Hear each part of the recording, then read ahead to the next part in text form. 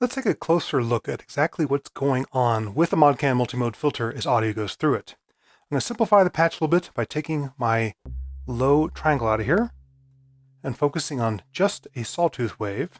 The blue waveform is the sound coming into the Modcan, and the green waveform is the sound coming out of the Modcan.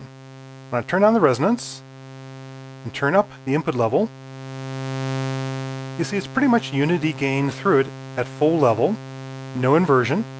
Well, unlike some filters, like transistor ladder filters, increasing resonance does not reduce the level of the sound.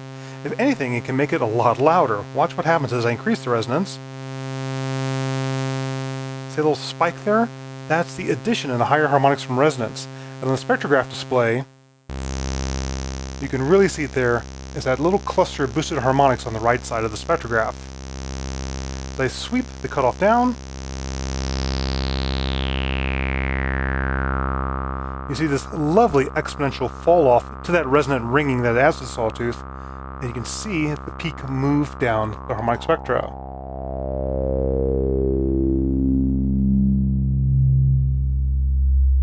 I'm actually going beyond the display of the data. I could go to a different resolution here, just 5 volts per grid line, to see that we're not quite clipping our audio yet. But at high resonances and tuning so the resonant frequency lands right on a harmonic,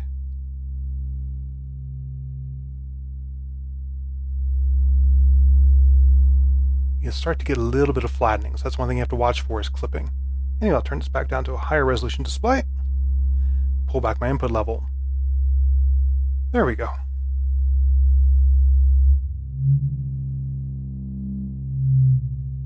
Unlike many other filters, the Modcan is not quite as prone to snapping its frequency to a harmonic. There's a little bit of a warbling here as I get close. There's boosting the fundamental, obviously.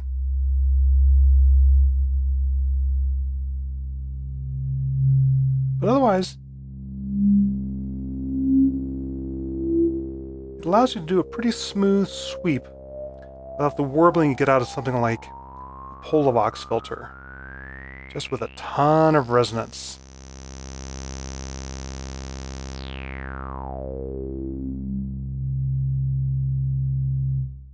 I'll turn the input back up a little bit.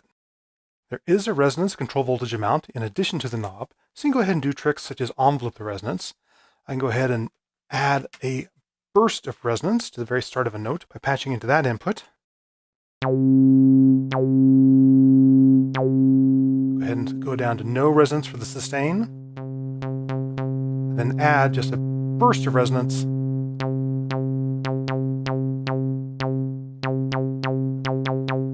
at the onset of a note. Nice funky sound. Nice percussive sounds down low.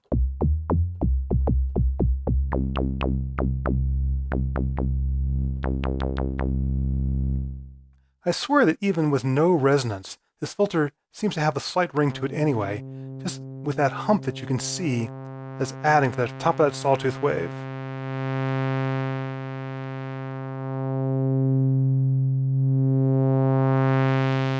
Adding a little ripple there, even as it fades out the high harmonics. And you can see that the curve of the harmonics do have an odd little bend to them. It's not a perfectly straight line.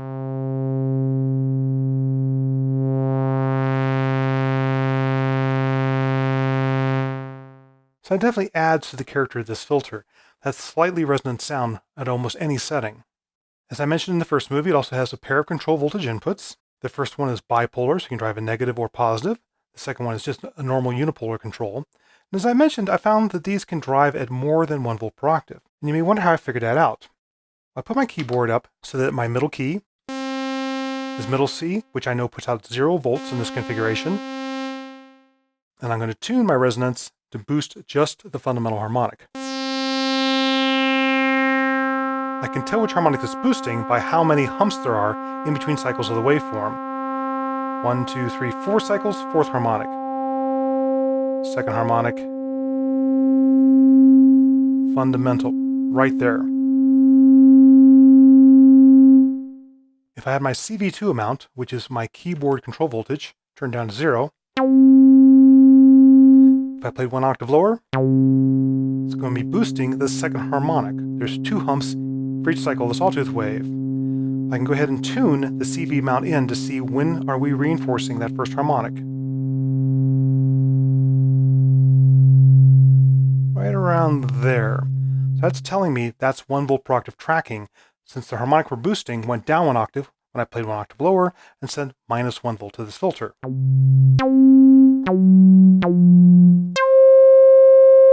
At that tuning, the fundamental always gets a boost at the end of the envelope. If I had this turned up all the way, you hear how much weaker that low C is compared to this middle C.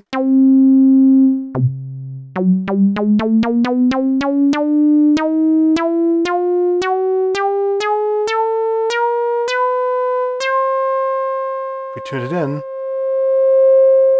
get a much purer boost there. That's how we can make sure we're tracking the keyboard and also get an idea of just how sensitive these inputs are. And it's great that they are that sensitive. You can also FM or frequency modulate any of those control voltage inputs. For example, I'll go ahead and pull the keyboard control voltage for now. Take this unused triangle output from my disting, and instead send that to control voltage 2 to FM this filter.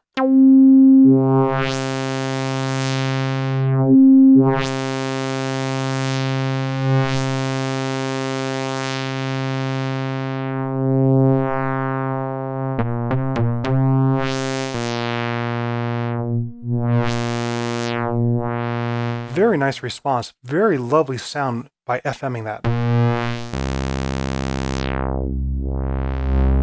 I'd be tempted to run that VCO through another VCA so I could envelope that modulation depth into here.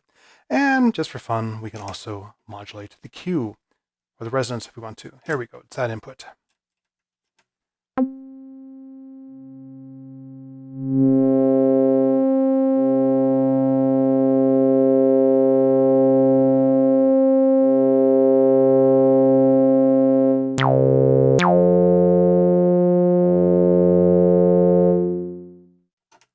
Not quite as drastic of an effect as modulating the cutoff frequency, but still a lot of fun. I'll pull that out for now and get back to a fairly normal sound, including tracking the keyboard as we were before. So in all, the Modcan Multimode is a very versatile little filter and a bit of a throwback because it does have older circuitry and harkens back to older instruments like the EML 101 or ARP 2500, and has that raw sound, and particularly raucous resonance you can have a lot of fun with.